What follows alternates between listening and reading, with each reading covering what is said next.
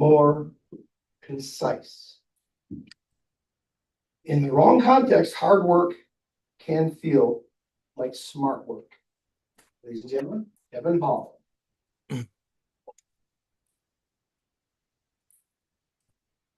It was over a week after the registration deadline for the third tournament of the year when I was on the phone with the competition's director. I apologized and prepared for a lecture. Having considerable experience in these things, the director responded with reassurance. We're aware of the challenges team managers face on a daily basis. So we want to make it as easy as possible for people in those positions. As everyone can imagine, the season was difficult for me. I can't bring myself to regret volunteering, however, because the work provided an opportunity to develop a relationship with Ewan, who is Ewan Elfstrom, who is now one of my better friends. Ewan, who's an engineer, moved to Ohio from Sweden to set up the local operations of the company he works for. Before he and his family left home, I was told of their interest in joining my 8-year-old son's team and was able to support them during the transition. Okay, so show of hands, everyone here, who appreciates how much of a hardship moving a family of 5 across to the other side of the world is.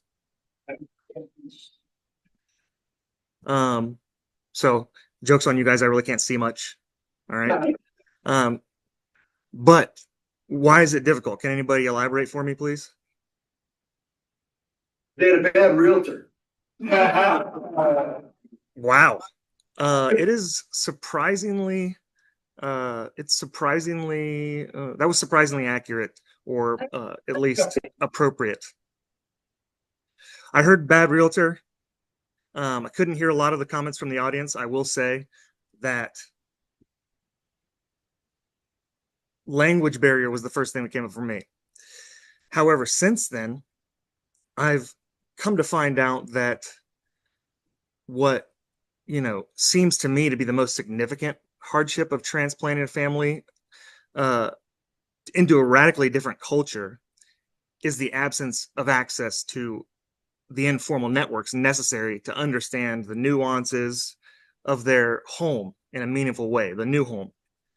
For the Elfstroms, this caused some instability, as less than a year after they moved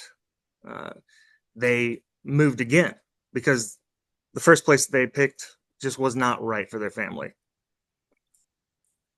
So on the subject of informal networks, I'll use an example from my career to characterize the concept. For those of you who aren't sociology nerds, in a previous life, I worked in a public service agency and was promoted to supervisor. After establishing trust with leaders and other organizational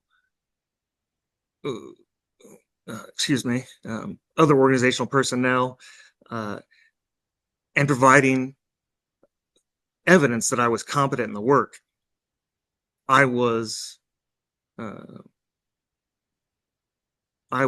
moved to that position. Once I officially moved, the other leaders included me in informal meetings. We discussed things like group dynamics and employee behaviors. This was an informal network, one to which I'd just become a part of.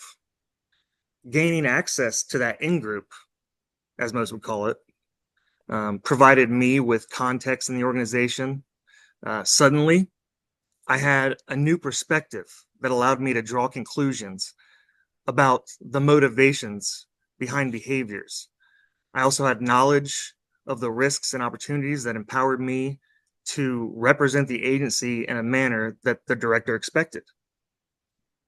My experience frames a conversation of organizational behavior and performance management well. In my view, leaders from any industry would benefit from considering the subject. As these networks play a critical role in onboarding, which is extremely successful to the performance of new employees, as the most dynamic companies are deciding on these days. One of the key lessons from organizational socialization is that onboarding, for instance, newcomers to a team, it's not just about teaching new employees the technical skills required for their job. It also requires helping them integrate into the social fabric of the organization. So onboarding helps new employees learn the knowledge, skills, and behaviors that they need to succeed. However, if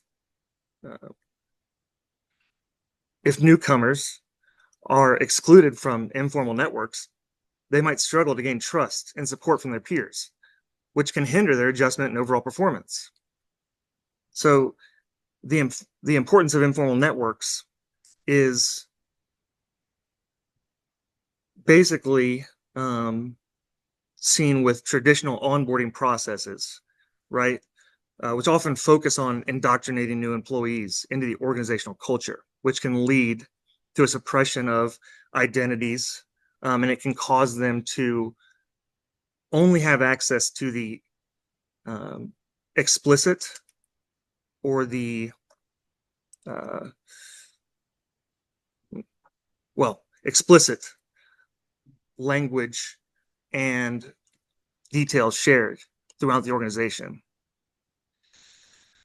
So, to ensure new employees have access to informal networks, stuff to consider include, basically indoctrination or sorry, I shouldn't say that. I should say introduction to the structure so that the newcomers can present themselves in a way that highlights their authentic strengths. And also encouraging self-expression, providing opportunities for that employee to express their unique perspectives and strengths and experiences.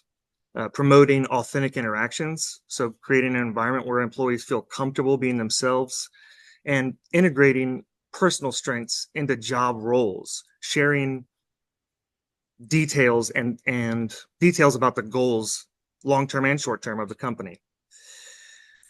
These are essential for the successful operation of an organization because organizations are people. By fostering an environment that values the personal strengths, organizations can enhance engagement and reduce turnover. Leaders should prioritize development of these to ensure that all employees, especially newcomers, have the support and context they need to thrive. Thanks.